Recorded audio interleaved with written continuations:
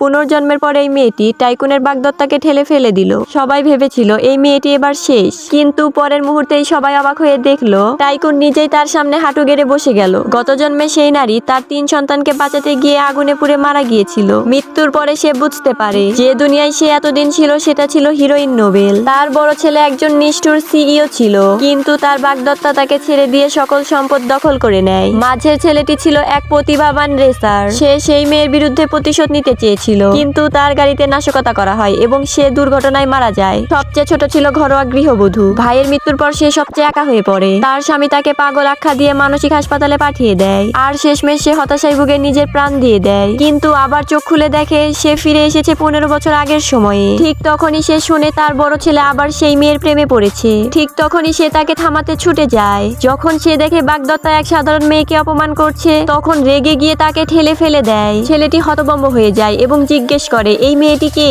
মেয়েটি চিৎকার করে বলে আমি তোমার মা। ছেলেটি অবাক হলেও রাগ করে না, বরং তার পরিচিত স্বভাব দেখে বুঝে ফেলে এই মেয়েটি তার মা। সে দ্রুত এসে তার মাকে উঠতে সাহায্য করে। পরের পার্ট দেখতে ভিডিওতে লাইক করো।